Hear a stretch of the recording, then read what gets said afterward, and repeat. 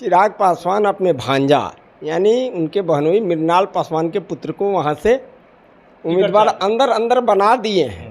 तो ये चिराग पासवान नौटंकीबाज ड्रामाबाज लोग हैं। पार्टी वो तोड़ करके रामविलास बनाए, राजकुमारी जी को किडनैप कर करके चिराग पासवान उठवा लाए। घर का बात हम लोग सड़क पर नहीं लाना चाहते थे, लेकिन ये ड्रामाबाज आदमी बिहार के आंखों में धूल झोंका, पासवान समाज के लोगों को धूल झोंका, परिवार को तोड़ा, घर को तोड़ा, सब कुछ को तहस नहस कर रहा है। और सारा संपत्ति बिहार से बेच करके पंजाब ले जाने और दिल्ली ले जाने के चक्कर में है।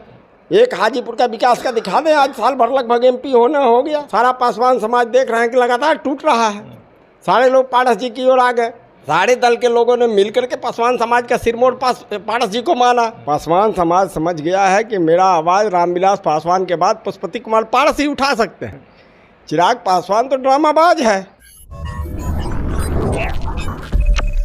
नमस्कार, आप देख रहे हैं ब्रेकिंग बिहार। देश की बड़ी खबर यह है कि वक्फ बोर्ड कानून जिस प्रकार से पास हुआ है, इसके बाद से बवाल थमने का नाम नहीं ले रहा है। दूसरा, बिहार की सबसे बड़ी खबर है कि जो स्वर्गीय रामविलास पासवान के परिवार में जो इन दिनों बंटवारों को लेकर के जो समस्या सामने आई है, और इसको लेकर के जहां राष्ट्रीय लोक जनशक्ति पार्टी अपनी बात कर रही है, चिराग पासवान अपनी बात कर रहे हैं। और आज बड़ी खबर यह है कि चिराग पासवान शहर बनने जा रहे हैं। स्वर्गीय रामविलास पासवान की पत्नी राजकुमारी देवी ने यह मांग भी किया था। इन तमाम विषयों पर बात करेंगे। हमारे साथ राष्ट्रीय लोक जनशक्ति पार्टी के प्रधान महासचिव केशव सिंह हैं। केशव जी, सबसे पहले वक्फ बिल को लेकर क्या कहेंगे? पास भी हो गया, हंगामा मचा हुआ।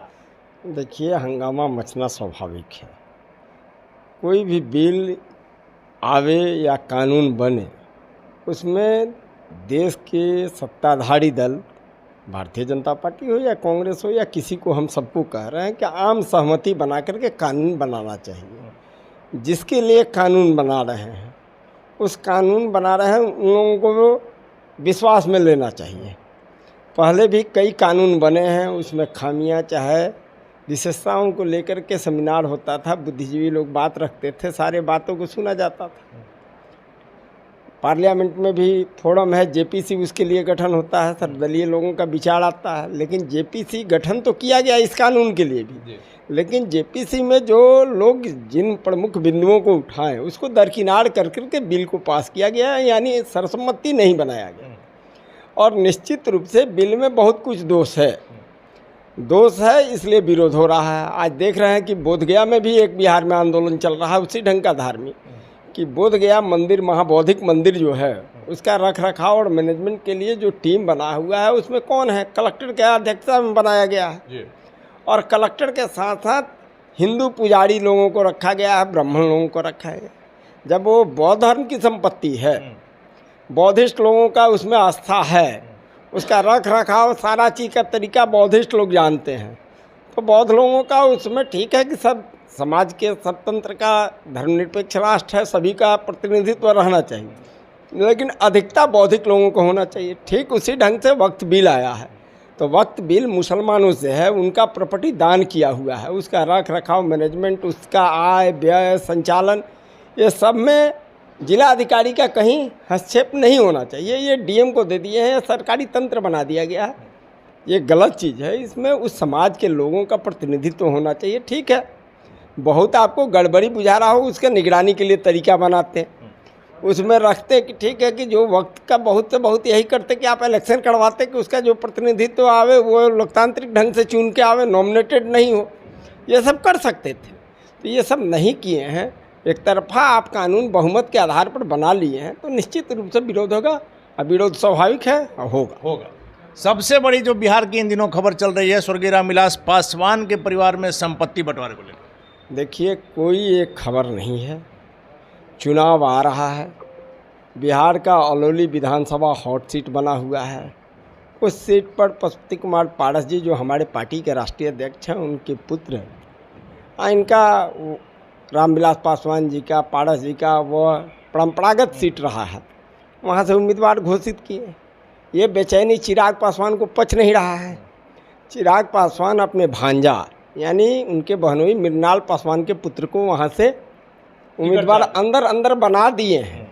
और लोभ दिखा करके अब नानी को आगे कर करके मोर्चा खोला गया है, राजनीतिक मोर्चा है, लेकिन अप्रत्यक्ष रूप से परिवार को आगे कर करके ये राजनीति किया जा रहा है।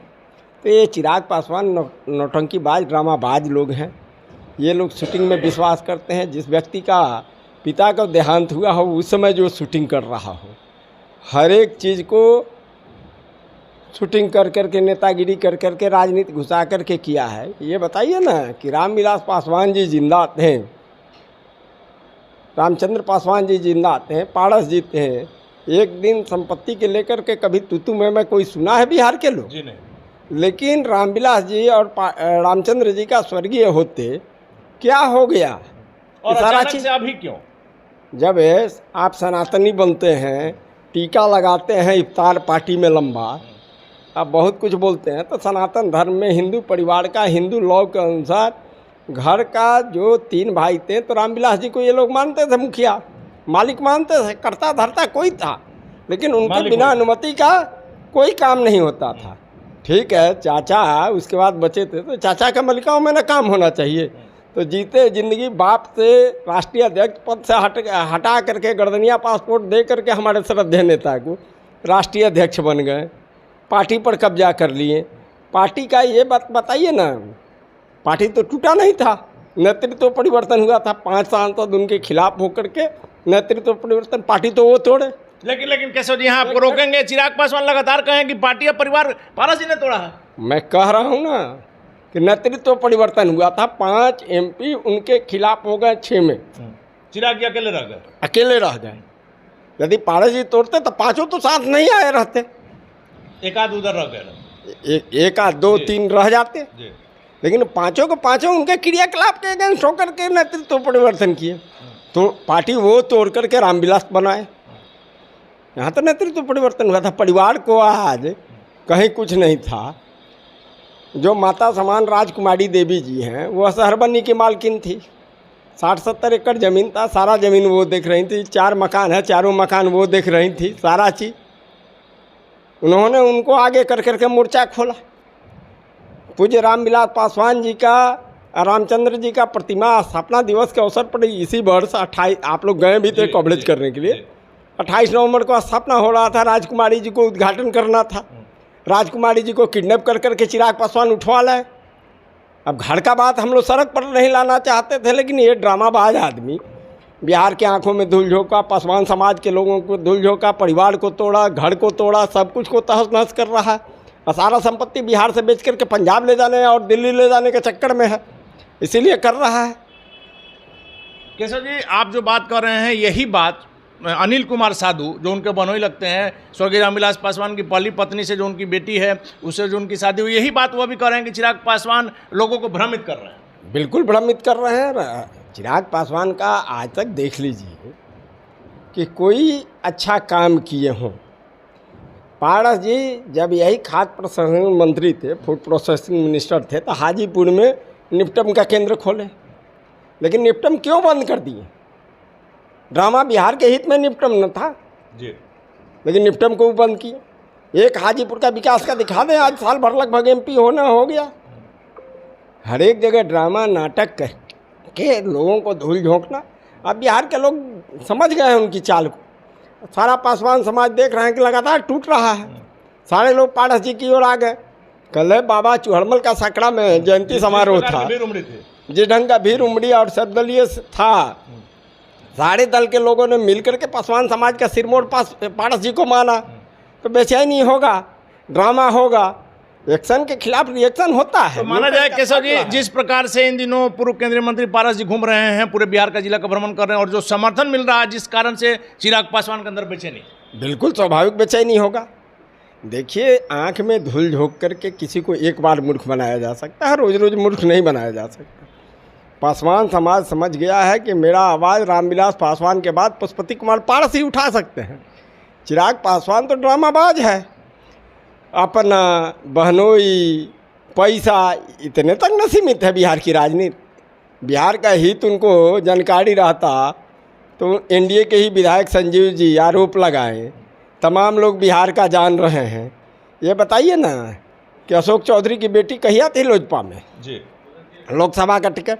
राजेश वर्मा भागलपुर का रहने वाला, जो गुंडा बैंक चलाता हो, जो पूरा का पूरा गरीब का सिरिंज लगा करके खून चूसता हो, उसको लोकसभा में भेजे, वहाँ भेजे। बीना देवी भी तो पार्टी तोड़ने में थी, बीना देवी को क्यों लोकसभा का टिकट दिए वैशाली से? क्योंकि पैसा मिल गया। चिराग जी ने कई बार कहा कि गद्दारों को टिकट नहीं देंगे, लेकिन एक मिनट, कौन गद्दार है कौन यार है, ये तो चिराग पासवान खुद तय करे। जी। चिराग पासवान का परिवार में जो गद्दारी करने वाला सबसे बड़ा सौरभ पांडे है, उसको तो पर्दा के पीछे बैठा करके आज भी खेल खिला रहे हैं, जो पूरा परिवार को तहस नहस कर दिया। एक आखिरी सवाल है केशव जी, अगर माना जाए संपत्ति को लेकर के ही विवाद है, तो राजकुमारी देवी की अधिकांश संपत्ति पर किसका अभी कब्जा है? देखिए, राजकुमारी देवी का पहले तो ज्वाइंट प्रॉपर्टी है। अगर माना जाए कि 3 हिस्सा पहले सुन लीजिए, आपको 2-3 चीज़, अब लीगल बात पूछें तो लीगल बता देते हैं। पूरा का पूरा शहरबन्नी और चातर का संपत्ति और खगड़िया का संपत्ति पर राजकुमारी देवी का आज भी अधिकार है। आज जो भी उससे उपज होता है, चाहे जो भी राजस्व है, चाहे देख रेख है, मालगुजारी जरूर पारस बाबू देते हैं, लेकिन जो आमदनी होता है वो राजकुमारी जी के पास जाता है। सारा चीज़ वो देख रेख करती है। ठीक है, बंटवारा होगा तो स्वाभाविक है, बंटवारा तो होता ही है। कोई परिवार का विस्तार होता है, बढ़ता है, मन नहीं मिलता है, दिल नहीं मिलता है, तो बंटवारा होता है। ये स्वाभाविक प्रक्रिया है। 3 हिस्सा बराबर हिस्सा लगेगा। अब 3 हिस्सा में चिराग पासवान को तय करना है कि रामविलास पासवान जी का पूरा चुनाव का एफिडेविट देख लीजिए कि 4 बाल बच्चा हमेशा बताए हैं, 3 पुत्री 1 पुत्र, तो 4 हिस्सा हिंदू लॉ के अनुसार लगना चाहिए। अब यदि उन लोगों में नहीं पड़ता है, मान लें साधु जी अपना गिरभांसज रखते हैं, मिन्नाल जी गिरभांसज रखते हैं, आपको उनके बहनोई जो अरुण भारती MP हैं वो रखते हैं, चिराग जी तो 4 जगह बटे, बगल में ही प्लॉट था, जस्ट जिस मकान में बैठे हैं इसके बगल में। जिस दिन चाहे वहाँ करके चिराग जी अपना बाउंड्री कर लिए, कोई रोकने गया क्या उनको? बाउंड्री कर लिए, परती पड़ा हुआ है, परती पड़ा हुआ, ठीक है, 4 भाई मैं 4 जगह बांट दें उसको भी। कृष्णापुरी का मकान है, 4 जगह बांट दें। दिल्ली में जो संपत्ति है बांट दें, वहाँ मिल रहा है 1/3, उसको 4 भाग में बांटना है, बांट दें, उनको कौन रोक रहा है? ये तो स्वागत जो कदम होगा, चिराग जी को करना चाहिए ये बढ़ करके। चलिए, तो केशव जी की बात से यही लग रहा है कि संपत्ति को लेकर कहीं कोई विवाद नहीं है। इनका तो सीधे तौर पर कहना है कि जब स्वर्गीय रामविलास पासवान ने जो एफिडेविट दिया है उसी के आधार पर बंटवारा कर लीजिए, कहीं किसी प्रकार का विरोध नहीं है। मेन जो बात है, पर्दे के पीछे की जो बात है, इन दिनों जो पूर्व केंद्रीय मंत्री पशुपति पारस लगातार बिहार के जिलों का भ्रमण कर रहे हैं और जिस प्रकार से उनको लोगों का समर्थन मिल रहा है, खास करके पासवानों का समर्थन मिल रहा है, केशव सिंह का सीधे तौर पर कहना है कि इस कारण से चिराग पासवान में बेचैनी है। और लगातार जिस प्रकार से पारस जी घूम रहे हैं, इनकी लोकप्रियता, इनका घूमने का क्या कुछ असर होगा बिहार विधानसभा चुनाव में, देखने वाली बात होगी। फिलहाल बने रहे ब्रेकिंग अक्सर।